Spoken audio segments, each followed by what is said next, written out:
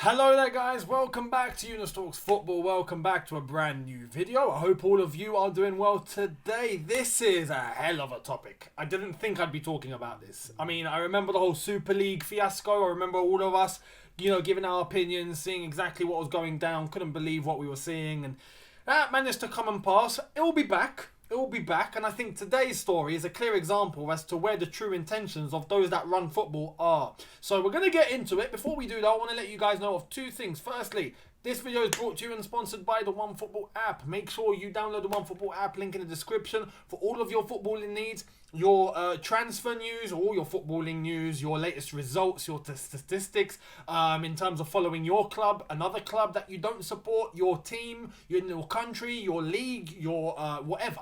Anything in football, you'll find it there. So hit that link in the description, download the OneFootball app and enjoy. Secondly, you can cop yourselves one of these with 25% off thanks to yours truly. All you got to do is go onto the store run website, link in the description as well, use discount code YTF25 and you'll be able to get 25% off. So go on there, look at what you like, stick the discount code in and enjoy. Now, let's talk about how FIFA want to ruin football. These parasites, as far as I'm concerned, look, people at the top of football, parasites, absolute parasites. But what I do want to say is, last time I checked, Florentino Perez wasn't the president of FIFA. So where the hell has this idea come from of a World Cup every 2 years? It's funny. I read this and I thought, why try and fix something that's not broken? Why? Why try and go for quantity over quality? I always grew up looking at that as a bad idea. You always want quality over quantity. Whenever I tried to write an essay at school, I remember sometimes not knowing what to write down. And I always told myself, if I just get as many words as I can on it, it'll look good. And then I get told, Younes, no, look, you were talking nonsense, right? Quality over quantity. I don't want 3 pages of nonsense. I'd rather have half a page of absolute diamond writing. And then I learned. With FIFA, I don't think they quite know that. A World Cup every 2 years. Not only is that the most stupid idea in terms of killing the joy of what the World Cup brings, but it brings many complications. What happens to the continental competitions? What happens to the players? What, you think these players are machines? You think they're robots? Look, with the way the world's going right now, I wouldn't be surprised if by 2026, when they want to implement this, we'll have robots taking part in the flipping World Cup instead of actual human players. The way that everything's going right now, you'll probably get Boston Dynamics that make football players to go and participate in the World Cup. Look, the whole thing is crazy. We're not thinking this logically. But then again, we're looking at this from one angle. FIFA and Gianni Infantino looking at this from a completely different angle. You want to know what angle that they're looking at it from? I'll show you. This is a wallet. In a wallet, well, there's no money in there at the moment, but that's what it's about. It's about money. That's what the concern is when it comes to FIFA, when it comes to UEFA, when it comes to all sorts. And that's why we've had tons and tons of scandals, scandal after scandal, corruption after corruption. Not just UEFA, FIFA. We've had match fixing in other countries. We've had all sorts. The whole thing stinks. The whole thing stinks. And you just got to look at the track record of both FIFA and UEFA to talk about exactly where their minds lie. When you look at Sepp Blatter and what he was doing, and not just him alone, but he was in cahoots with Michel Platini at UEFA. And they were doing things together. That goes to show you. Right now, I don't know if Blatter, has he been jailed? Or has he just been banned from football? I think he might have just been banned from football. I think Platini's the same. Or are they actually both in jail? I don't quite know. But to think that all of a sudden, hey, football's clean now. You're dreaming. Let's get into the detail and see exactly what FIFA are trying to do. And might I add, this wasn't Infantino's idea. He's driving it now because he's the president of FIFA. But if I'm not mistaken, this was Arsene Wenger's idea. So Arsenal fans, if you're watching, I think you might have had a point. Arsene Wenger's gone a bit mad. Anyway, let's check this out. So, FIFA have told all national teams that they plan to go ahead with the World Cup every 2 years, starting from 2026. Gianni Infantino on the possibility of a World Cup every 2 years, saying, his quote, "This is not for us, this is for our children. This is for them to maintain their passion for the sport." I'm gonna stop it right there very quickly and then we're going to address the rest. What idiotic, alternative, bonkers universe do you live in, Mr. Infantino? What world do you live in where kids are not interested in football? Last time I checked, youth teams still exist. I still see kids in my local area playing football. I still see kids in other areas playing football. I go abroad and I see kids playing football. Wherever I go, I see kids playing football. What are you talking about? Have youth systems been decimated? Do we not have youth football anymore? Last time I checked, I think there were under 8s, under 9s, under 10 football still existing. Leagues, full-on systems that are in place to have kids play football every Saturday morning or every Sunday morning, at least in the UK. But as I've said, I go abroad and I see the same thing. You don't see kids at stadiums anymore. You don't see parents taking their kids to go and watch their favourite teams. You don't see, I mean, flipping hell. There was the whole thing about kids crying whenever their teams lose. You see that on TV. Cameras pan to the kids. You see a kid bawling his eyes out. We saw it at the Euros. Kids have lost their passion. You are out of touch, Mr. Infantino. You are completely out of touch. But then again, I don't think you're out of touch completely. Not completely. I might have been wrong with that point. I think you're completely in touch with your interest. And your interest, just as I've mentioned, is money. You know that your prime intention here is to get more competition, which equals more games, which equals more money. That's your prime concern. You couldn't give a damn about football. But what bothers me, and I hate when people do this. I hate with a passion when people do this. Two things I hate. Hypocrisy and when people try to hide their true intentions. The worst thing I hate in the world. If he had come out and made a statement and gone, we want a World Cup every 2 years. We think it will be better to have a World Cup every 2 years because we want to see more competition and we want to see more games. And yes, there'll be more revenue from that and it might just be the best for everyone. If he had said that, I'd still disagree, but I'd respect it. I'd be like, all right, he's honest. He's honest, at least. But to try and throw kids as the excuse? You twisted soul. You twisted... I can't even find the vocabulary to actually call this geezer. To say this is to maintain their passion for the sport. This is not for us, this is for the children. You're going to throw that in front when we all know, we're not stupid, the true intention is money. How dare you? How dare you? And I'm saying that with a passion because, as I've said, I hate when people try to do that. I despise it. And of the all excuses that you could have come up with, kids. Absolutely disgusting. Absolutely disgusting. To try and even say that passion amongst kids has gone, you're deluded. You're absolutely deluded. Anyway, we're going to keep going and see exactly where all of this was going in the first place. So, check this out.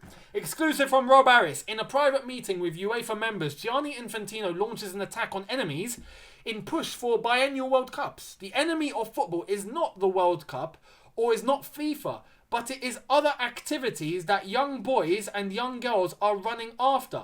Okay, so in your prime mind, everyone must love football, right? And everything else must be banned. Yeah? Do you see how out of touch people like Gianni Infantino are? And then using an excuse like that, bringing the kids back in, young boys and girls are distracted by other things. Other young boys and girls have been doing other things for years. What? Just because we have some young girls, for example, that play football, we must stop them all from taking part in ballet. We must stop them all from taking part in gymnastics, in dancing, in other things that other girls might like.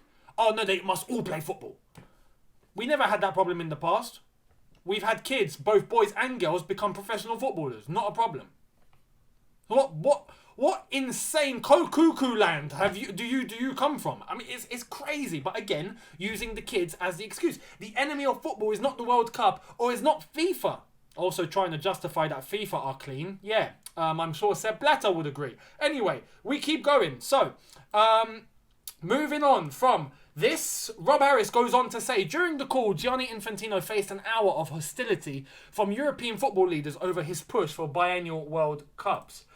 FIFA to explore proposal that teams can't play in consecutive World Cups if the event is held every 2 years. So, okay, let's get another thing straight here. So another thing is, if we're going to have a World Cup every 2 years, and the countries that take part in one can't take part in the next.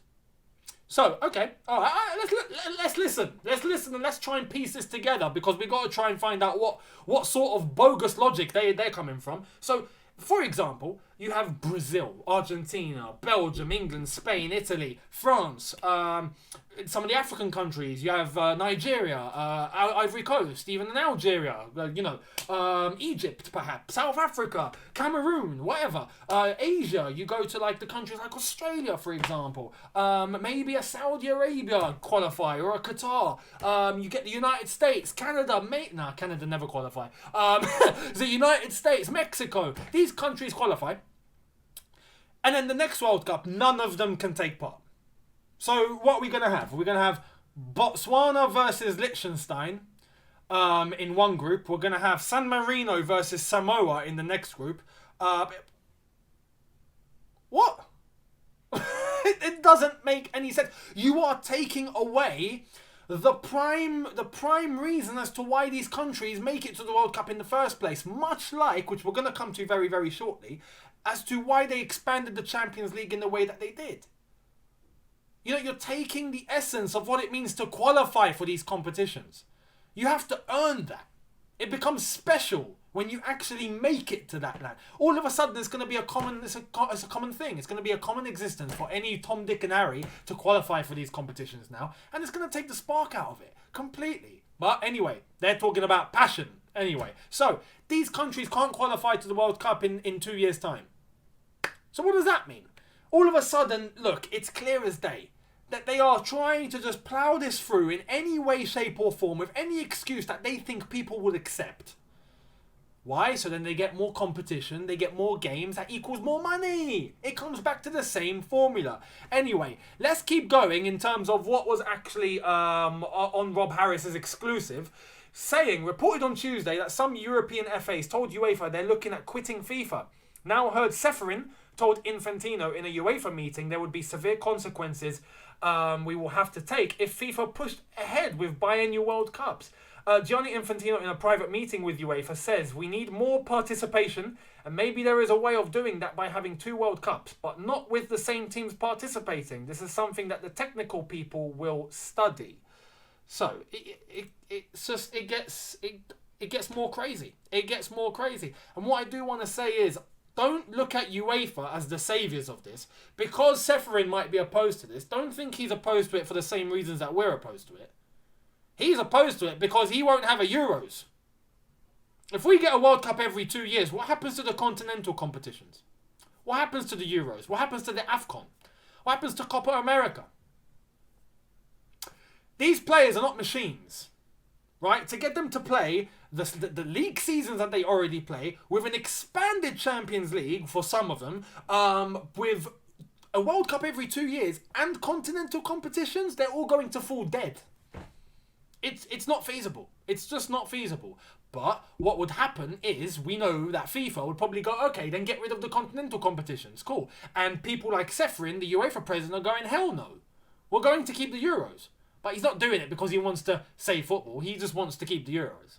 Simple as that. We know how much UEFA are dirty as well. They're just as dirty as FIFA. Don't think that they're shining knights in armour. They are saints. They're angels. They're not. They're not. Just look at the Super League and what went down with that. And the fact that now they wanted to expand the Champions League, which we're going to come to now. Let me actually go to this. So, check this little point out. An expanded Champions League format will take effect in 2024, and FIFA is pushing a biennial World Cup. Neither entity understands that scarcity is what will make each competition feel more special. And that is the point. Why do we need to feel that we got to add more to make it more special? No, you're doing the opposite. Less is more. Simplicity is invaluable.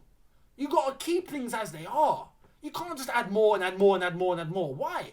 That was the whole point of the Super League. You don't think we want to watch games like Real Madrid versus Man City, Bayern Munich versus Juventus, Chelsea taking on Atletico Madrid. Inter Milan coming up against Manchester United. You don't think we want to see these sort of games? Of course we'd want to see these games, but we already get to see these games. What we don't want is having it every single weekend.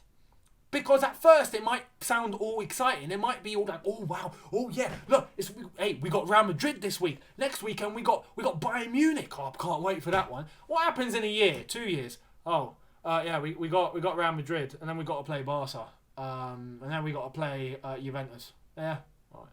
So how do you up it then? But on top of that, what happens to all the other teams you abandoned? What happens to them? No one's batting an eye to them anymore. It's a beautiful thing of football. The underdog. It's a beautiful thing. Leicester winning the Premier League. No one thought that was going to happen. Bournemouth coming up from League 2 to the Premier League with the same team and the same manager. They just promoted. All of a sudden they find themselves in the Premier League. Yeah, that's the essence. That's what, you give opportunity for all. Everyone's on a level playing field and boom. Good luck to everyone. May the best team win. You don't eliminate and then add things and take away the spark and try and manufacture things to the way that you want it to go. It's not how football works. Now we get a 48-team Champions League, which in effect is going to have a format similar to what was proposed with the Super League. So that's going to kill it even more. The essence of qualifying to the Champions League was already a special thing. Now that's going to be scarce. That's going to be, not so special anymore. And now on top of that, you want to add a World Cup every 2 years. We already have one every 4 years. It's already a prestigious event.